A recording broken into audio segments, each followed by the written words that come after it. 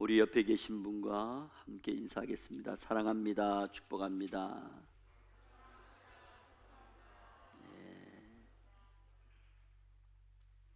한 번 더 인사할 때 이렇게 인사합시다. 모든 것이 하나님께 돌아와야 됩니다. 시작. 모든 것이 하나님께 돌아와야 됩니다. 오늘 말씀의 제목은 하나님께로 돌아오라. 룻기 말씀은 4장으로 되어 있어요. 짧아요. 그래서 구약 성경을 찾다 보면은 잘 못 찾을 때도 있어요. 근데 사사기 다음에 있어요. 사사기, 룻기, 사무엘, 상하, 열왕기, 상하 이렇게 나가죠. 룻기 1장 말씀은 실패와 통곡의 장입니다. 나오미와 그녀의 남편 엘리멜렉이 그들의 고향 베들레헴을 떠나서 모압 지방에 갔습니다. 그런데 거기에 가서 남편도 죽고 두 아들도 다 죽고 맙니다. 큰 며느리는 친정으로 돌아갔고 작은 며느리 룻은 시어머니인 나오미를 따라 베들레헴으로 돌아오게 됩니다. 2장에서는 룻이 부지런히 이삭을 주워 먹고 살고 있습니다. 그런데 우연히 보아스의 밭에서 이삭을 죽게 되고 거기서 보아스와의 만남을 이루게 됩니다. 그리고 3장에서는 나오미는 룻으로 하여금 보아스의 아내가 되게 뒤에서 밀어줍니다. 그리고 보아스는 그 일을 기쁘게 여기고, 그리고 4장에서는 드디어 보아스는 룻과 결혼을 하게 됩니다. 그들의 만남을 통해서 룻은 오벳을 낳았고, 오벳은 이새를 낳았고, 이새는 다윗을 낳게 됩니다. 우리는 룻기에서 인간의 삶 속에 생각지도 못했던 재난 가운데, 고난 가운데 역사하시는 하나님의 자비와 은혜를 볼 수 있습니다. 오늘 말씀을 상고하면서 하나님께서 재난을 당한 인생에 대하여 어떻게 회복시켜 주는지를 배우시기 바랍니다. 사사시대에 그 땅에 극심한 흉년이 들었습니다. 그 땅은 하나님께서 약속하신 젖과 꿀이 흐르는 가나안 땅이라고 말씀했습니다. 그런데 그런 곳에 흉년이 왔습니다. 그리고 그것을 떠나 모압 땅에 갔습니다. 잘 살기 위해서, 어려움을 피하기 위해서 모압 땅에 갔습니다. 그러면 거기에서 잘 돼야 되는데 거기서 남편이 죽었습니다. 그리고 결혼한 지 얼마 되지 않은 두 아들도 아무 이유 없이 죽었습니다. 그때 나오미는 그 상황을 이렇게 말합니다. 본문 13절 하반절에 보니까 여호와의 손이 나를 치셨으므로, 여호와의 손이 나를 치셨으므로. 바로 나오미는 이 상황을 하나님의 권고로 받아들이고 하나님의 집으로 다시 돌아오기로 결심을 합니다. 여기에서 우리가 처한 상황을 생각해 볼 필요가 있습니다.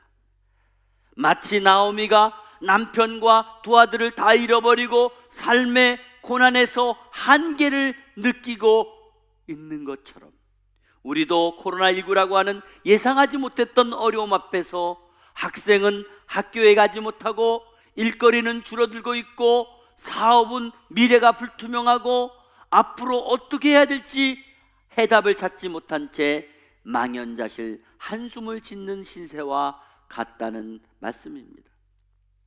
말라 비틀어진 곡식들만 널려있는 고향의 들판을 떠나서 이방 나라로 떠나왔던 나오미의 가정이지만은 마치 코로나19로 인하여 당하는 우리의 현실을 보는 것과 똑같이 나타나 있습니다. 그렇다면 이러한 상태에서 신세 한탄만 하고 낙심하고 절망에 빠져 있어야 되겠습니까? 아닙니다. 오늘 나오미를 권고하셨던 하나님의 음성을 들으시고 주님께 돌아와 모든 삶의 미래 문제를 해결받게 되는 것처럼 우리도 전능하신 하나님께로 돌아와 우리의 모든 삶의 문제를 해결함으로 하나님의 능력을 보고 그 능력으로 이 상황을 헤쳐나가는 저와 여러분이 되기를 간절히 바랍니다. 첫째로, 그러면 약속의 땅에는 언제부터 흉년이라는 재난이 오게 되었습니까? 하나님께서 허락하신 약속의 땅 가나안에 언제 흉년이 들었습니까? 1절 말씀해 보니까 사사들의 치리하던 때에 그 땅에 흉년이 드니라, 이렇게 말씀했어요. 일반적으로 우리가 사사시대 하면 여호수아가 죽은 이후에 첫 번째 사사 온니엘로부터 시작해서 이스라엘의 초대 왕 사울 왕이 등장할 때까지 342년간을 말할 수 있습니다. 그런데 사사시대에 나타난 백성들의 특징이 있습니다. 성경 사사기 17장 6절에 자기의 소견에 옳은 대로 행하였더라 그랬어요. 바로 이스라엘 백성들이 하나님의 뜻과 명령을 따라 살기보다는 자기가 생각하는 대로, 자기가 옳다고 하는 대로 마음대로 죄를 짓고 살았다는 겁니다. 한마디로 삶의 판단 기준이 자기 생각에 옳은 대로 행하여 하나님을 거역하고 하나님을 떠나고 우상 숭배했다는 것입니다. 결국 이 시대는 영적으로 타락한 시대요, 암흑 시대요, 죄악이 관영한 시대였다는 것입니다. 특별히 사사시대의 이스라엘 백성들은 가나안의 종교를 받아들임으로 인해서 우상 숭배의 죄에 깊이 빠져들었습니다. 그래서 하나님께서는 그때마다 사사들을 보내셔서 이스라엘을 심판하셨습니다. 특별히 주목할 만한 사실은 사사들이 통치를 하던 사사시대에는 평화가 지속되고 있다가도 일단 사사의 통치가 끝나면 또다시 이스라엘 백성들은 영적으로 타락하고 범죄하고 하나님의 징계를 무시하고 살았다는 것입니다. 사사시대에 나타난 이스라엘의 역사는 이스라엘 백성의 타락과 하나님께 대한 배신으로 말미암아 하나님의 징계와 이스라엘이 고통을 시작하게 되면 그때마다 이스라엘 백성들이 울면서 회개하고 용서를 빌었어요. 그러면 그때의 사사를 통해서 하나님이 구원해 주셨습니다. 결국 이스라엘 민족의 역사는 나태와 재타락이라고 하는 악순환의 역사가 재반복되고 있었던 것입니다. 여기에서 우리가 무엇을 깨달아야 됩니까?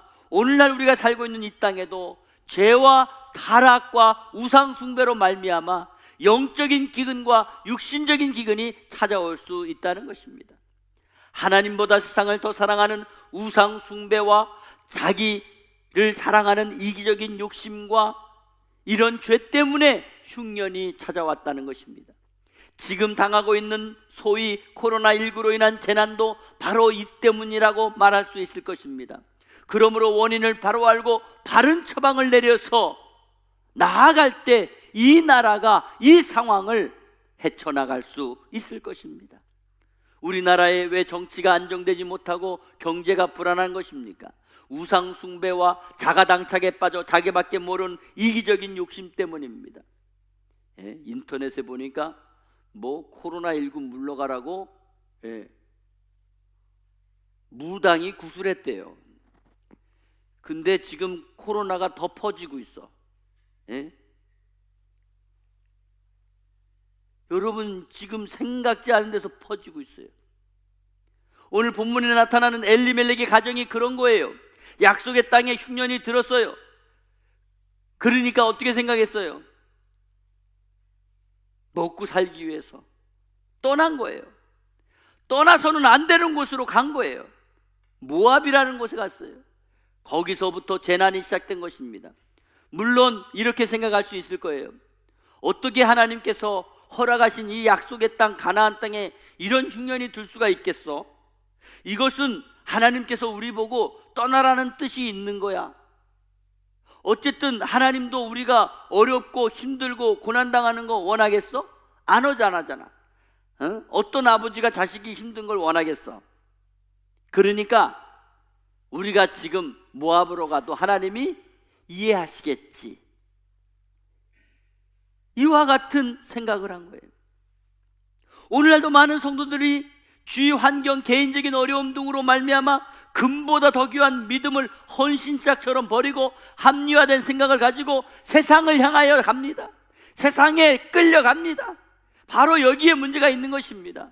우리는 분명히 알아야 됩니다. 솔직히 예수를 잘 믿는다고 해서 온갖 고통과 질병에서 해방이 되거나 면제받는 것은 아닙니다. 오히려 예수를 믿는 사람들이 세상에서 믿지 않는 사람들보다도 더 큰 시험과 핍박을 받고 할 수 있습니다.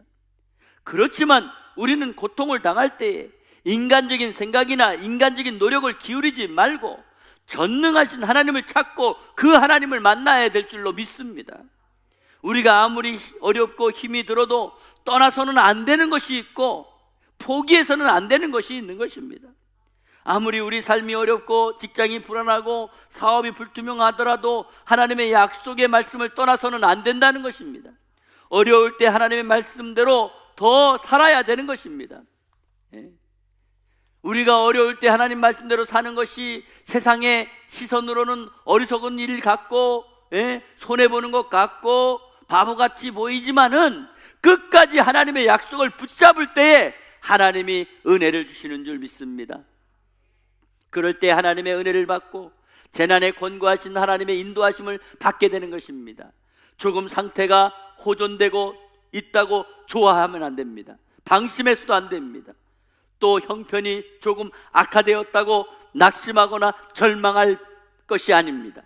항상 만왕의 왕 대신 하나님의 인도를 받고 지배를 받아야 되는 것입니다. 우리는 하나님이냐 세상이냐, 또 선이냐 악이냐, 교회냐 세상이냐 분명하게 선택을 해야 됩니다. 자기의 형편과 기분에 따라 살아가는 것이 아니라 하나님의 말씀에 따라 순종하며 살아가야 되는 것입니다. 이것이 삶의 재난에서 벗어날 수 있는 길인 줄 믿으시기를 바랍니다. 그러면 두 번째로, 재난을 피하기 위해 가나안을 떠났던 삶은 어떻게 되었습니까? 오늘 본문에 나타나는 비극적인 사건을 보시기 바랍니다. 하나님께서 약속하신 가나안 땅에서 흉년을 면해보고자 이방 모압 땅에 갔습니다. 그런데 거기에서 잘 돼야 되는데, 일이 좀 풀려야 되는데, 먹을 것이 많아져야 되는데 그만 남편이 죽고 말았습니다. 사랑하는 남편이 죽었어요. 그리고 두 아들도 갑자기 다 죽게 됐어요. 여러분, 이런 사건을 당했을 때 얼마나 비참하고 얼마나 앞이 캄캄하겠습니까? 마치 욥의 가정에 차례대로 들이닥친 환난의 모습과 비슷한 상황입니다. 정말 땅을 치고 통탄할 일입니다. 아무 희망이 없습니다. 그러나 중요한 사실은 성경에서는 이런 비극적인 사건의 원인을 자세하게 설명해 주는 기록이 없습니다. 물론 우리가 사는 일상에서는 갑자기 일어난 비극의 원인을 법적으로 해명하려고 노력할 수 있겠지만은 이런 재난과 같은 사건은 충분한 해답을 찾을 길이 없습니다. 왜냐? 이 세상에서는 악인이 잘 되고 선인이 고통을 받는 경우가 너무 많기 때문에 그렇습니다.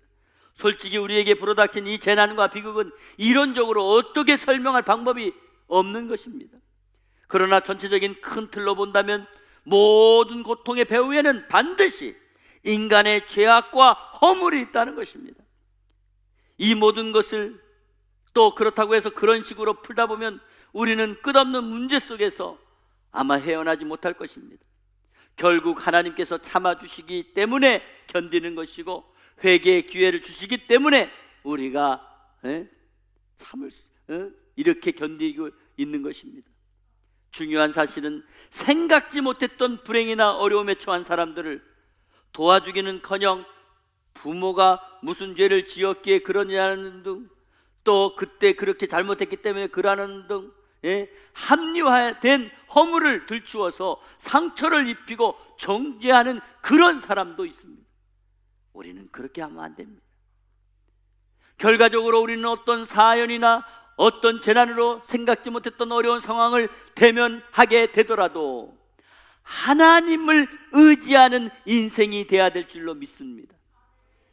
하나님을 떠나는 인생은 불행의 시작입니다. 영혼을 포기하는 무지한 선택입니다. 어리석은 결단입니다. 그렇기 때문에 우리는 분명히 알아야 됩니다. 하나님을 떠나는 것이, 오늘 나오미가 뭐라고 합니까? 여호와의 손이 나를 치셨으므로 나는 너희로 말미암아 더욱 마음이 아프도다. 내 죄 때문에 하나님 앞에 당한 것이 너희들에게 이렇게까지 피해를 끼친 것 같아서 내가 미안하다. 지금 나오미가 그렇게 말하는 거예요. 오늘 나오미는요, 자기의 문제가, 자기가 당하고 있는 이 재난이 바로 죄 때문이라고, 허물 때문이라고, 불순종했기 때문이라고 고백하고 있는 것입니다. 그러면 오늘 본문을 통해서 우리에게 주시는 메시지가 무엇입니까? 하나님께서는 재난을 통해 불행을 당하거나 죽은 사람에 대해서 이유가 무엇인지를 밝히시는데 관심을 갖고 계신 것이 아닙니다. 그런 불행한 사태 속에서도 끝까지 살아남아 있는 자에게 소망을 주시는 분이십니다. 오늘 본문 5절 말씀에 보니까 남았더라 하는 말씀이 있어요. 자, 5절 말씀을 읽어보겠습니다. 말론과 기럨 두 사람이 다 죽고 그 여인은 두 아들과 남편의 뒤에 남았더라. 남았더라. 이 말씀을 주의 깊게 보시기 바랍니다. 정말 중요한 메시지예요. 우리가 당하고 있는 어려운 상황을 적용해 보시기 바랍니다. 우리는 코로나19가 어떻게 생겼는지, 어떻게 왔는지, 어떻게 이렇게 많은 사람의 생명을 거두어가는지, 그리고 언제까지인지 몰라요. 학생들이 언제 공부를 시작할 것인지, 취업은 더 어려워지고 오히려 실업자는 늘어나고 수출은 안 되고 생산과 소비가 안 되고 경제가 점점 어려워지는데 도대체 앞으로 어떻게 살아야 되는가? 우리 가정은, 우리 미래는 어떻게 될 것인가? 이런 문제에 초점을 맞추다 보면 자연히 불안합니다. 자연히 초조합니다. 어떻게 해야 될지 좌절할 수밖에 없습니다. 그러나 우리를 사랑하시는 하나님의 관심과 우리에게 주시는 메시지는 그런 비극적인 상황에서도 우리에게 살 길을 권고해 주시며 하나님께로 돌아오라고 말씀하시는 것입니다. 우리는 이런 기회를 놓치지 마시기 바랍니다. 우리의 삶이 비록 나오미와 같은 처지에 놓여 있다고 하더라도 이런 재난을 탄식하거나 원망하지 마시고 그의 백성을 권고하시는 하나님께로 오라고 하는 뜻이 있음을 기억하시기 바랍니다. 이것이 지금 당장은 멀리 돌아가는 것 같이 보여도 영원히 사는 길이요 축복의 지름길임을 믿으시기 바랍니다. 어려우면 어려울수록 정도를 걸어야 되는 겁니다. 힘들면 힘들수록 주님과 함께 가야 되는 것입니다. 그러므로 아무것도 할 수 없을 때 살아계신 창조주 하나님의 말씀에 순종하고 나아가시기 바랍니다. 왜 그렇습니까? 삶의 모든 문제와 해답, 열쇠는 하나님께 있기 때문입니다. 사랑하는 성도 여러분, 오늘날 우리가 생각지도 못했던 불행과 고통을 당했을 때 우리는 이 세상에 혼자 덩그러니 남아있는 것처럼 느낄 것입니다. 너무도 어렵고 너무도 힘들고 외롭고 공허 속에 헤어날 수가 없습니다. 결국 삶의 의미를 상실하고 무기력증에 빠질 수 있다는 것입니다. 아무것도 없이 텅 빈 것 같은 우리의 마음을 달랠 길이 없을 때, 아무리 몸부림쳐봐도 방법이 생각나지 않을 때 우리는 어떻게 해야 됩니까? 오늘 우리에게 주신 말씀은 이렇게 어려워하는 우리들을 향하여 분명한 해답을 주고 있습니다. 그것은 살아계셔서 그의 사랑하는 백성을 권고하시고 권면하시는 하나님께로 돌아오라는 것입니다. 하나님께서는 당신의 백성들의 필요를 아시고 때를 따라 채워주시고 도와주실 줄 믿습니다. 예수 그리스도 안에서 하나님의 자녀로 불러주신 성도들에게 모든 것이 합력하여 선을 이루게 될 줄 믿습니다. 그러므로 우리 하나님께서는 우리 인생의 최고의 파트너가 되십니다. 그리고 그 하나님만이 우리 삶을 풍요롭게 하실 확실하신 분이십니다. 결국 우리가 돌아가야 될 대상은 바로 아버지의 품입니다. 지금이라도 집을 나갔던 탕자가 돌아오는 것처럼, 그래서 하나님이 그를 사랑으로 품어주셨던 것처럼 오늘 우리는 하나님 아버지 그 품에 안기시기를 바랍니다. 그럴 때 현재 우리들에게 닥쳤던 재난의 문제를 완전하게 해결해 주시고 살아계신 하나님의 능력을 나타내 주실 줄 믿습니다. 지금 어떤 상황에 처해 있습니까? 빨리 악한 생각과 그릇된 태도를 버리고 권고하신 하나님께로 돌아오시기 바랍니다. 거기서 영원한 축복을 누리며 정말 그동안 누리지 못했던 참 평안과 기쁨을 마음껏 누리며 살아가게 되는 우리 모두의 삶이 되기를 주 예수 그리스도의 이름으로 축복합니다.